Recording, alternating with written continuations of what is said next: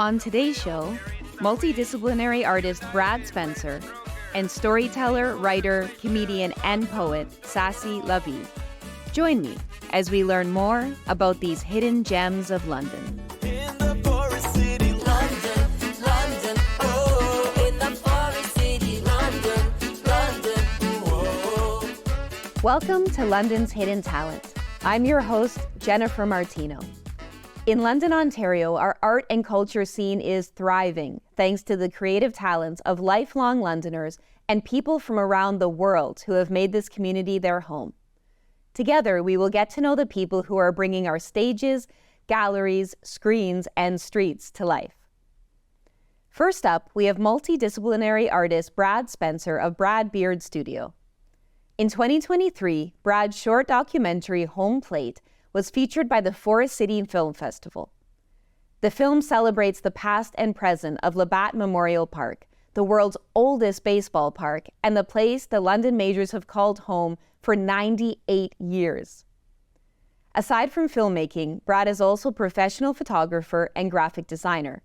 Brad recently used his graphic design skills as part of the production team for a new film by the Trailer Park Boys. Brad, thank you for joining me on London's Hidden Talent today. I am really excited to get to know you a little bit better, and I'm really excited for Londoners to hear about some of the things that you've been working on, especially as somebody who is born in London. You've been here your whole life, and you're still living here, but you're also making us proud by working in other parts of the country. So thank you for making the time for this. Yeah, thank you so much for having me. I'm looking forward to being on the show, and I'm looking forward to being here. Well, I would love for people to know a little bit more about your film that was in the Forest City Film Festival, and it's called Home Plate. I recently went to Labatt Park, very memorable place. Who doesn't love watching the Majors? They have so much heart. Can you tell us a little bit about the film and how you ended up landing on that topic? Yeah, so it's a great question. I took film school in 2022 to 2023, and I was lucky enough to create a short film about Labatt Memorial Park. We had to pitch a documentary, and I was thinking, like, what do I want to do a documentary on? And Labatt Park to me has always had a special place in my heart. I've been going there since I was a kid to see the Majors, see other teams, play that have played there over the years that aren't playing there anymore. And it's just such a special place that I thought that I haven't seen any documentaries. I haven't really seen any films about it. And so I pitched it, and they green-lit it at school. And so, I got to take up residency at the park for a week and shoot there and interview some of the players, some historians, the coach and co-owner, Roop Chanderdat. It was just absolutely incredible. Like you said, the feeling walking into that park, experiencing a game there is something that's kind of hard to describe. It's very magical.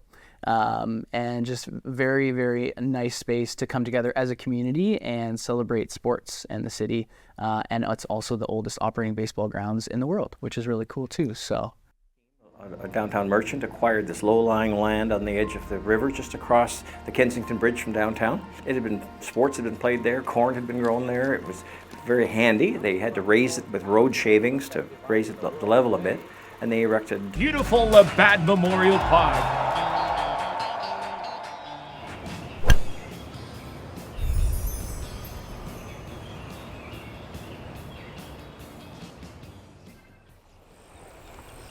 It's just as special in some ways when the fans are in it in a way, which is strange, right?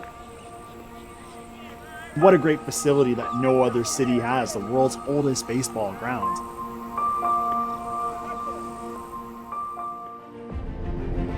Ladies and gentlemen, welcome to the field, your London Majors! Probably one of the most tight-knit groups of guys you could always be around. From the pinstripe uniforms, that's gone back, our logo, our branding. So it means a lot, the history of just the Majors and the Majors playing at Labatt Park. We have the best fan base, and we have the best everything around Labatt Park. And you come here, you just want to play your best and give it your all. It's just that atmosphere that Labatt Park has. It's a different aura than anywhere else I've ever played. That's such a curious part of this for me. do you know, and through your research about the film, how we ended up with the oldest baseball park in Canada? Yeah, it's a great question, and I don't think it's been the easiest battle from what I have heard. There is another baseball field in the States that for a bit was claiming that it was the oldest baseball grounds in the world. And so I think there was a little bit of a friendly fight, so to speak, or argument over which is the oldest baseball park. And it kind of came down to the Labatt Park has had a few floods in the years, and their claim was that the park was shut down for a year and they weren't playing in it. But that's untrue. And they proved that although there was a flood and they had missed a few games, they continued and they played in that same season that the flood happened, a baseball game. They had moved things around on the baseball grounds, but it's always remained a baseball grounds, and so they were able to prove it. It's in the Guinness World Records. Wow. Even they have received like a letter from the Major League Baseball, like confirming that it is the oldest baseball grounds in the world. And a few historians, along with the City of London, put forward an application to the Canada Council to get National Heritage designation. This was sent in December 2021, and we are still awaiting approval. But it's looking good, and hopefully we receive that soon because it is such a treasure. And to have National Heritage designation is pretty special, and special to have it be in London. So. And it's really special too to have a short documentary about that because, I love London. I call myself London's unofficial cheerleader. And I will tell anyone who will listen that we have a lot to be proud of in our community. Not just infrastructure, although we do have some very interesting things like the Blackfriars Bridge and places like Labatt Park. Museum London is a gorgeous piece of architecture as well, Covent Garden Market, but also the people that we have in our community. And so there's something really powerful about somebody who was born here, who always had roots here, highlighting for the rest of Londoners something that they can be really proud of and that they don't know about. And I'm also proud to know that you're a Londoner because you recently worked with some of my favorite actors here in Canada on the new Trailer Park Boys movie. How did you get connected with that group of people? Yeah, it's a great question. 15-year-old me would not believe what happened, that I had the opportunity to intern for the Trailer Park Boys. Absolutely amazing. It was an incredible experience. I got to go there in the spring of 2023, and it was just an incredible experience to meet them and intern for them. I was lucky enough to get that through one of my film professors, Adam Liley, who teaches at Fanshawe in the advanced filmmaking program. And he was the cinematographer for the last few seasons that they did when they were doing the regular show. And so I asked him, because I've been a fan of the show for over 15 years. And I asked him, do they take interns? Because we had to do an internship for school. And he said, I'll reach out. And so he reached out to the editor and the production designer, and they said, for sure, we'll have him. And so I went out there for 6 weeks. And yeah, wow, it was like a dream come true. I had no idea that I would ever be able to intern for a show that I've watched for so long. And like, to me, comedy legends in Canada, right? They've been playing these characters for over 20 years, and there's still demand. They're still so funny and still relevant, and they find ways to continue to entertain us, right? And so it was just incredible. And I got lucky enough to have half of my time with the editing team and the other half with the production team as the graphic designer on a film, Bubbles and I don't know if we're allowed to swear, but it's called Bubbles and the Shit Rockers. And so I got to have the design credit on that film. And so if you haven't seen it, check it out. I think if Bubbles does it, it's okay. I'm not sure on the official stance on that, but anything that Bubbles does is okay by me. He gets a It's pass. all in the name of comedy. Yes, and in kitties for his sake too. Right, and kitties. And something that I've noticed in interacting with you in the community and seeing you be a part of the local, especially music scene, but also art and just generally the cultural scene in London, is that you spend a lot of time supporting other London-based artists.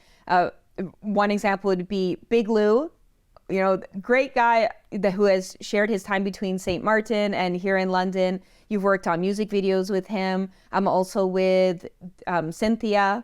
and La Compagnie de Danse. And so what is it about kind of connecting with local people that makes you want to put your talents to work to showcase their talents? Yeah, it's a great question. I've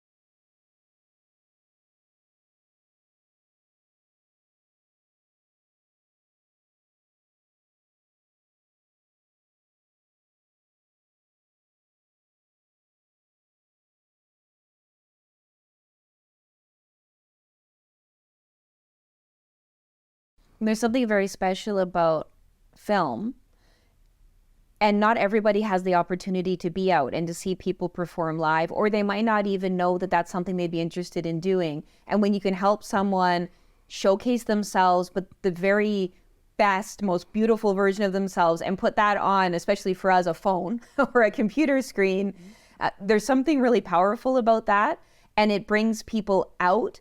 I would like to see more people out supporting local musicians, especially going out to galleries and seeing our local artists. But I think there's something about making that connection first on a screen often that gives you that pull and that impetus to take that step outside of your door and go and look into that more. It's so true. I had just, ever since I was a kid, like film, TV, movies, like just images on a screen, it resonated with me so much that I realized from a young age how powerful film, and TV can be, whether that's convincing someone of something or inspiring someone, or, informing someone about something new, right? You just never know what you might see. And it's just always been close to me to be able to create stories and work with people. And getting into the film industry has just been amazing, and it's really starting to grow in London. Hats off to Andrew Dodd, the London Film Commissioner. He's continued to bring and work hard to bring productions and more TV and film to the city, and we've just been growing more and more. Like, we got the music designation, the UNESCO City of Music, the first city in Canada to get that designation. And I think that just goes to prove to everybody how powerful and talented and creative the people in London are. And that's a big reason why I haven't left. After film school, I could have went to Toronto or Vancouver, where film is huge. But to me, there's just a special place in London in my heart. And I believe that at one point in time in the future, we will be a big film capital of the country. And I think we're working hard to get there and going to enjoy the journey. I agree.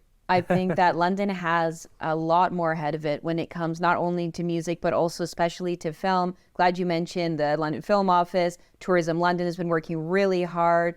Lots of city staff have been working hard to make their dream a reality of having this be a place where people think of when, lots of filmmakers think about Canada and maybe mostly on the West Coast, but we're seeing lots of people land in our community now. And I know Londoners will welcome those people with open arms. And it's going to be so exciting to see places like Labatt Park on the big screen in our theaters. And I'm really glad that you've decided to stay here, at least for now, and to help build up our local film scene, because we need people like you, and you're just a really great member of the community.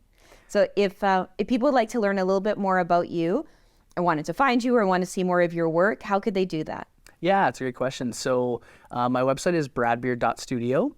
That's the full website.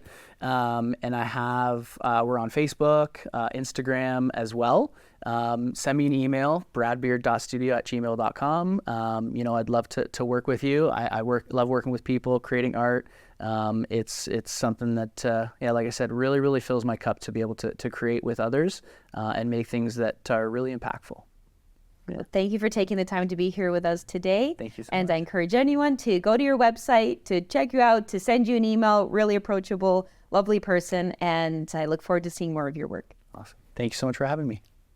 In the forest easy, I am gonna stay beautiful in every season. Next, we have Veronica Antepalo, also known as Sassy La Vie. Veronica is a storyteller, writer, comedian, and poet.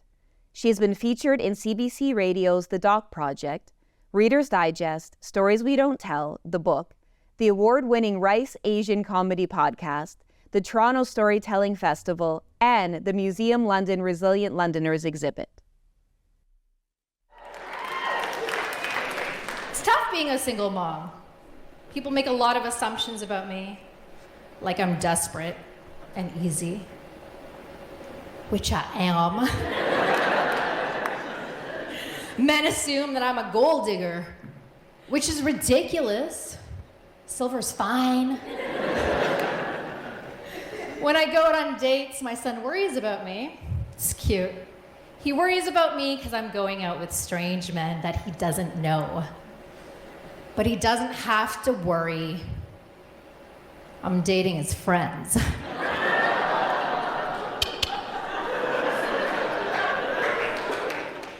Veronica, thank you for joining us on London's Hidden Talent. And this is the first time that we have a storyteller, but also a stand-up comedian. Oh my. I know. No pressure. It's not like anyone's expecting you to be funny. Okay, good. Okay, good, because that's like my worst fear. That's maybe everyone's worst fear, actually. Show up and say go. Be as funny as possible. Yeah, no, I can't do that. I've been watching a lot of Seinfeld, so you can rely on me. Okay, good, If you good. need to stay. I'll just throw to you. Perfect. Oh, Londoners might not be familiar with what I mean by a storyteller. We hear a lot about visual artists, we hear about musicians. You can imagine a guy with a guitar doing an open mic, but a storyteller, what could somebody expect when I'm introducing you that way? A storyteller is literally someone who does oral storytelling. So there's many different genres. So stand-up is a form of storytelling. The genre that I lean into for storytelling is I tell true personal stories. So any relatives do not benefit from my storytelling on stage, and I tell them to audiences. Yeah. I took one of your storytelling workshops recently. Right. I really enjoyed that. I wasn't sure what to expect. And storytelling is something that has interested me my whole life. I loved books of poems and read a lot because I was homeschooled. But I really liked how you laid out for us that there's a bit of a formula to telling a story, especially when you only have so much time. Could you share a little bit with our audience about what they could keep in mind if they're interested in doing something like an open mic, if they're willing to go that far and they've only got maybe 5 minutes to tell a story? How do you select what sort of details you'd be talking about? So if you're doing an open mic for storytelling, if it's true personal storytelling, then pick a moment and expand it. So you're not doing like a whole history of your life in 5 minutes. First of all, 5 minutes is not going to fit it. So you're going to pick a moment and expand it. So it could just be like the moment you met your partner, just that. And you're going to pick the details as if it's a movie. You want people to visualize it. So you're going to talk about like the emotions, but like how you felt, like your heart felt like it was pounding out of your chest. You want them to visualize it in their head, and that's the most engaging part. And as you know, when people tell stories in an engaging way, you feel like you're there with them. So that's the whole goal of it, is to connect. Your story was featured as part of the Museum London Resilient Londoners exhibit. It was really neat because it was the only audio exhibit that I remember, and you could actually stand under a cone, sort of. Unlike the cone of silence, this was the cone of sound. And you told a story there about your grandma. How did you select that story to share with the Museum London team to be a part of that exhibit? Because it was about resilience, I didn't have any objects of resilience. There was no object. I said, I have a story, and it's definitely something I turn to for resilience. So they just asked for her photo. So it's a tiny little photo.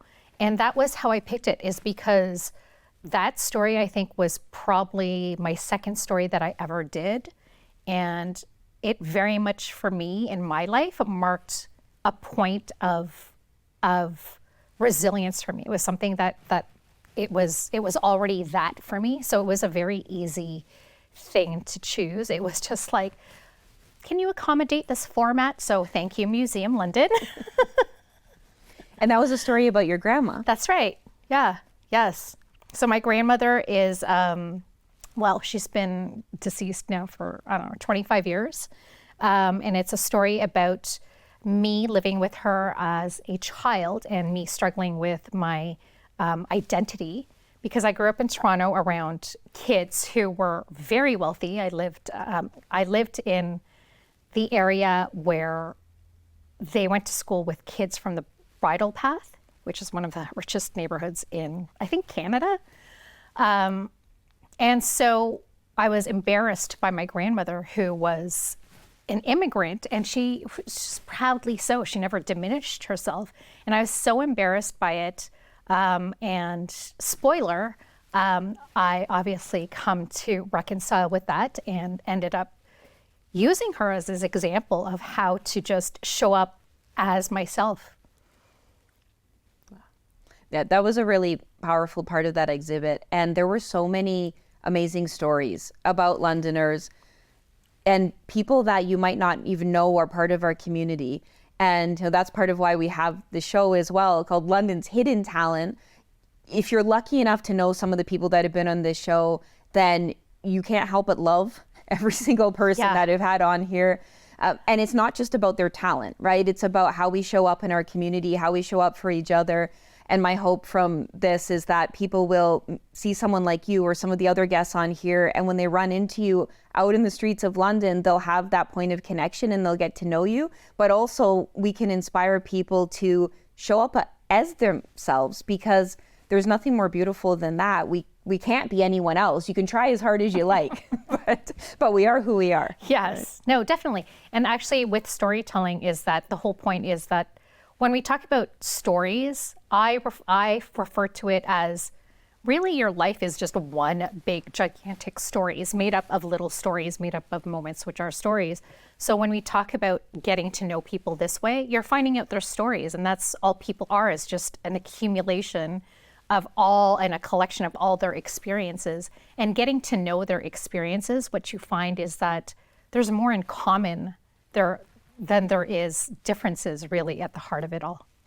What if somebody thinks, I'd like to try to write a story, or I'd like to try maybe one day to even be on a microphone and share a story, but I don't have one? How do you land on that moment? Out of a whole life, there are lots of little moments that you could pick, but how do you think about, this is the one that I'm going to share with the world? So usually when there's a storytelling event, there is a theme, so that helps. I don't know how many times people will come to me and they'll say, I don't have a story. And I'm like, okay. We sit down and I have prompts. And this is something you can do at home. Just go to the bookstore, go online and just look up prompts, or look at visual prompts. It can be anything. Don't overthink it. Put yourself on a timer, because I feel like sometimes those boundaries actually let the creativity loose. Whereas if you leave it too open, your mind goes everywhere. And don't judge yourself as you write. Just vomit the words up and then look at it, and you're going to find something, because you'll see a pattern repeating of the thing that you bring up. That's your story. And did you start right away telling stories in a stand-up format, or is that something that you came to later? So I started both around the same time. I started stand-up first, and I remember my first day I walked in, Second City, Toronto. I walked in and it was all men in the room. It was like 13 men. And I remember standing there and I thought, oh my gosh. So I went to the washroom, fixed my hair, and I thought, please just let one other woman show up. I came in, did the class, and only 2 women, me, including me, ended up doing the grad show. Right after I finished doing my grad show, I had 2 producers approach me and just book me.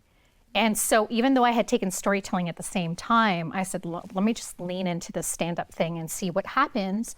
And I don't know, it's just something that just happened. I just kept getting booked and booked and booked. And then storytelling I would do once in a while, but once the pandemic hit, it was really awkward to do stand-up. on Zoom. There was like no audience, and storytelling was something that you could still do. And so I leaned more into storytelling. What would you say to somebody who would like to try stand up but is afraid of the thought, or is thinking, oh no, I'm going to walk into the room and be the only person like me there? How do you actually find that strength and that impetus within yourself to get out there and to try something like that? It's like skydiving. You just got to jump, because if you wait for perfection, you'll never do it. Especially with stand-up, you get 5 minutes when you start, and they shine a light at 4 minutes and you have 1 minute to wrap up. And you can't very well, like if you bomb for whatever reason, you can't just run off stage. You just have to push through. So the experience for me actually with stand-up first was something that actually built my resilience and actually taught me a lot about business, if I'm honest. Yeah. What kind of projects are you looking at doing next? Do you think you're going to explore more stand-up? Are you going to be hosting more workshops? Do you want to do more of your own storytelling on mics? So I do have workshops, as you've attended. I did do a set recently for stand-up because it's been a while. I do want to do more of that, but storytelling is, I think at the heart of it, is my love. And I would love to explore more the story of my grandmother and my grandfather, because I've inherited a bunch of old photos and there's some clues in there that I want to explore. So I'm going to see if I can explore that. The other thing that comes up often is people say, well, I would like to explore painting, or I would love to explore being a musician. Yeah. But that people say you need to be a professional in that, and that means you need to be paid to do these things. So how have you found the balance of having a passion for an artistic form of expression, but also having a family, needing to buy clothes and food and pay for your shelter, and kind of striking a balance in that without losing really the piece of who you are, which is that creative part?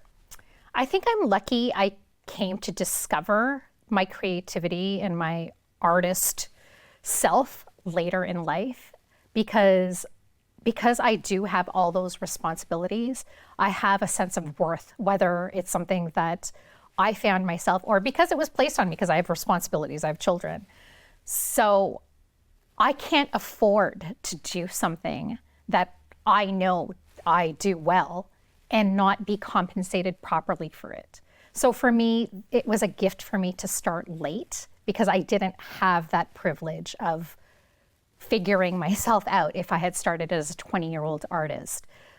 Balancing it, I mean, that's like a month by month thing. I'm like, I don't know, how am I going to do this? Somehow it all works out. There's no mistakes. There's a path for everything. It all works out in the end. If somebody would like to connect with you about your journey, or they would like to take one of your workshops, or they would like to see more of your material online, how could they find you? You can go to my website, sassylavie.com, so SASSYLAV.com, or I'm on Instagram, same thing, sassy_la_v. I had a really, really good time at your workshop. Thank you. I'm definitely going to take another one. I look forward to being on a mic at one of your events one day soon. And I'm really glad that more Londoners and people in the audience got to know about you today. And I hope that they do reach out and they take advantage of what you have to share. It was easy to participate. I felt like I had something really tangible when I walked out of the room, and something that I can keep working on. And so thanks for sharing your talents with all of us. Thank really you. You did amazing, by the way. She did amazing. Yeah. Thanks for having me.